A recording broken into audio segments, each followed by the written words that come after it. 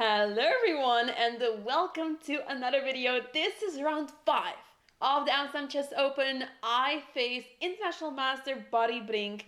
He is rated 2342 and I was so excited for this matchup. My opponent did not have a great tournament so far. He hasn't lost, but he made draws against lower rated players and I thought, it's my turn to shine. And I was playing the white piece and I thought, okay, I need to get some revenge, as in my last white game did not really go so well. So I want to win with the white pieces again because I have this trend where I just either I play well with white and then my games with black pieces are very poor, or it's the other way around. And I was really not in the mood to have bad games with white again because my black games were pretty okay, but the ones with white, woo, tough. But okay. Anyway. Round 5 was quite something, and even though it has happened a few days ago, I'm just still smiling, like from, how do you say that? I think it's from ear to ear. Yeah, I was thinking the way in Dutch that we say it, which is the same way, but sometimes expressions in Dutch don't go the same way as we say it in English. They don't, it doesn't work sometimes. But anyway, here I start with e4. And my opponent plays the move c5. So I prepared this. There were other things that I was preparing as well, but this was one of the options. I believe my opponent also plays the Caracan. I actually thought I was more certain about my opponent playing the Caracan because those were the most recent games, and in the past he would play c5, but he played c5 here as well. So I thought, okay, let's take a look because I was ready for this. I did prepare for this. Knight 3, e6, d4, c takes, knight takes, knight c6, knight c3, queen c7. So bishop e3, a6, and we are in the time enough.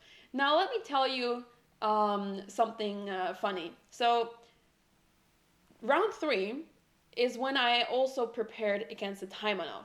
And I was preparing with my coach and he was telling me that, like he was so excited that I was going to face a Taimanov, like we are going to crush this opponent, if he plays a Taimanov. I had no idea what my coach was talking about. I don't remember having like very good games against a Taimanov, and I don't know, like I like the positions a lot that I get in the Taimanov, but I have been misplaying the opening quite a bit recently, so I need to have some, like I need to know some setups again. I need to like figure it out again. But my coach came with the idea to play g4 here. Oh, sorry. g4. And as soon as my coach suggested this, I was like, I'm down. That speaks to my heart. I love pushing the g-pawn. And if there's one thing I want to do is pushing the g-pawn. And if I can do it and it's not losing, amazing. And apparently this is very popular recently. So yeah, it's a very viable option. A lot of top players have been playing this recently, so why not? Well, here I believe the main line is b5, but my opponent went for the move knight takes d4. So essentially I was already out of book here. I didn't really remember what to do, but all the moves that are upcoming are like quite self-explanatory. It's not difficult to come up with them. I'm not really being challenged here, let's say. Because queen takes d4, I just take back with the queen, because why not? Because now I'm looking at the pawn on g7, so development is a bit difficult for black. Black goes b5, long castle, bishop b7, and here I was debating for a while whether I want to play bishop g2 or rook g1 or f3. Eventually I made the right choice with f3, and after rook c8, this is where it gets interesting. So here there are still some games. I saw that Jan Nepomniachtchi played a game here with queen to d2, which is not a move that I played, but queen d2 is the main move here, and after that there's bishop b4, bishop d4, and you're attacking pawn g7 and defending the pawn, not the pawn, the knight on c3, and white is more than fine here. Instead, I went for the move rook d2 because I want to make sure that after b4, my knight can move anywhere and the pawn on c2 is defended by the rook. And I thought it could be useful to play rook d2 because the rook comes in on d1 maybe at some point, or maybe later on the rook shifts towards the king side on the second rank. So I thought, yeah, this move feels very flexible. But there's one issue with this move, and that is the move bishop c5. Now, it's a great move. But fortunately for me, my opponent didn't play this. But I thought if my opponent plays bishop c5, I was calculating queen takes g7, bishop takes e3, queen takes h8, and then my opponent's king e7, and I thought, I think it's fine. I don't see the problem. What's the problem? I don't see the problem. It's fine. Like, this king is vulnerable, right? But now that I see the position, I'm like, yeah, Anna, this is really bad. Like, this is really bad. My queen is almost trapped. Knight f6 is a threat. Queen f4 is coming in. There is b4. Like, the amount of issues I have in this position, it doesn't stop. Like, it's too much.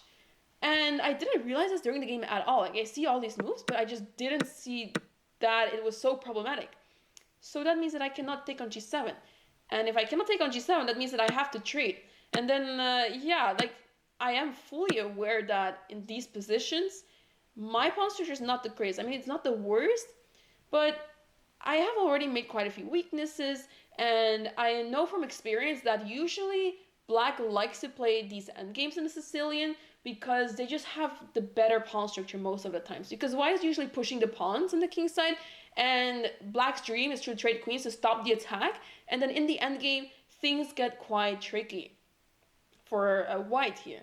So I am aware that this is not that great, but I thought, okay, like, it's still playable. Obviously, it's not lost, but it's just slightly unpleasant for White, and Black is more than fine.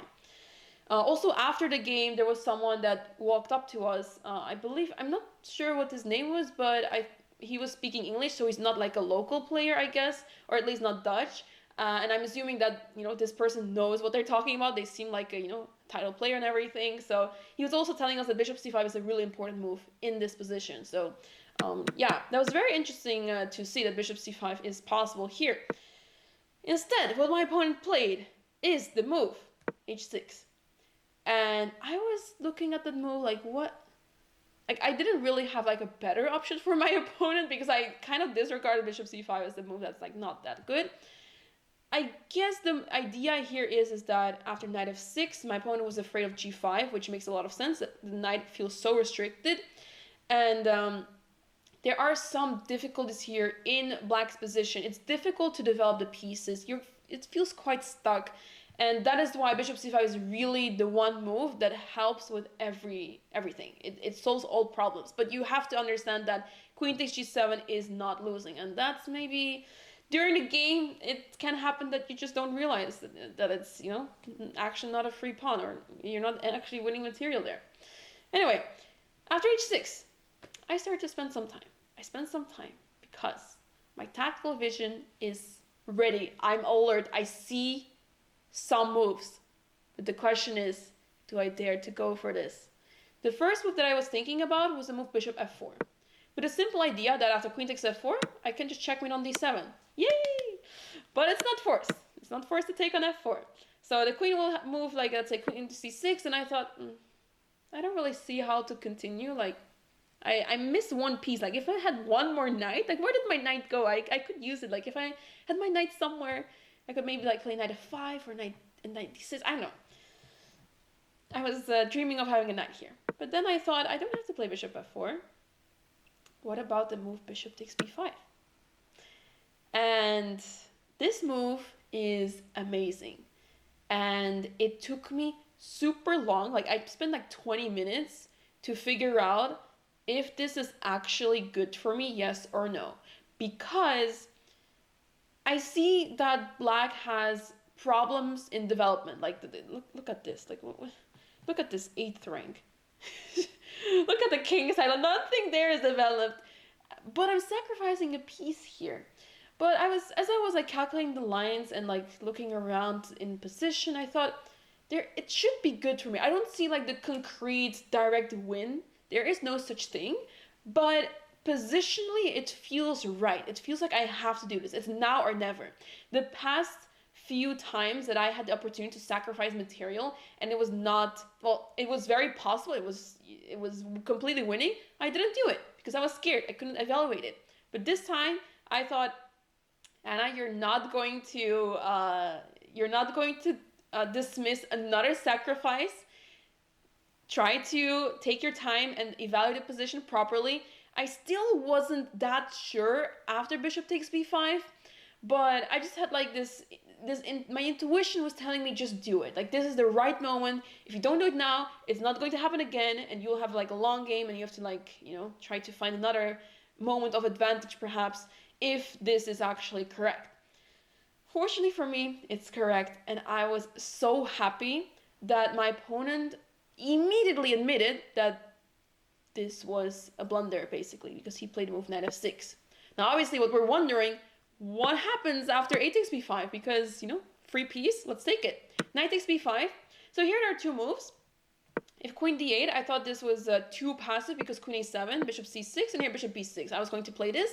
And after queen g5, I checked some line with the computer that eventually my knight gets on c7, and this king, terrifying for black. So this should be like completely fine. Like, one way or the other, this king is not going to survive at some point. So you just have like a long-term advantage, because also the attack dies out. You can start pushing the pawns on the queen side. Even in an endgame, I think white has a lot of attacking or like winning chances, but maybe it's a bit more complicated. It's better to keep the queens on the board. So that's about queen d8. I was certain that queen d8 is too passive, but what about queen c6? Well, about queen c6, I was sure that at least, at the very minimum, I take this rook off the board with knight a7, and the material is more balanced, and I'll just start pushing pawns on the queen side, because black also has no attack whatsoever on the queen side. But here, for knight a7, queen c7, apparently taking on state right away is not entirely correct. It's better to start with bishop f4, and let's say the queen goes back to d8, because once again d7 is hanging over there with checkmate. Now rook hd1 is a strong move. We don't take that rook on state at all. The rook can figure it out, because our attack is so strong. All our pieces are attacking, and now I'm threatening to take on d7, and black's position is falling apart slowly. So yeah, basically, positionally, this is super good and super strong. But I guess like during the game, it's not actually so easy to play moves such as rook hd1. I would probably just have captured the rook off the board and tried to push pawns on the queen side. So yeah, that was very interesting. So instead of taking on b5, my opponent went for knight f6, and I was super happy, because I guess I would have expected my opponent to try to have me prove that I'm winning in that position, right? Maybe there were some specific things he didn't like, and he tried to fight back somehow. But yeah, knight f6, bishop a4, and I'm just up a pawn, and I have amazing attack going on, even better than a few moves ago, because my bishop is pinning that pawn on d7, and I'm trying to capture it in the next few moves. So now e5 was played, queen a7, my queen is just planted over there, threatening bishop b6, and black's position is just falling apart completely. Bishop b4, bishop b6, queen b8, takes, bishop c7, and this was the moment that my opponent resigned. I beat an international master in 17 moves. 17 moves. My games are always the longest. My games are always lasting for 4 hours and 40 moves minimum. If not 40 moves, then at least 30 moves, because I spend so much time, it still ends up in 4 hours. I beat an international master in 17 moves. I could not believe it. Like, at the board, I was screaming inside, because after so many difficult games, I was able to beat international masters so quickly and easily. And it was simply because of the right opening choice. It's not that I out-prepared him. It's not that I guess essentially I out-prepared him in a way that I played something he didn't expect. But it did not feel like I got like a crazy advantage because of it. That I was completely winning or something because of it. No, we had the right opening choice. And yeah, thanks to my coach. He came up with this idea, and I was so happy that it all worked out. So yeah, great win. Now at least I know how to play properly at some point, but yeah, I was super happy to be able to sacrifice and win like this. It was amazing. I was over the moon.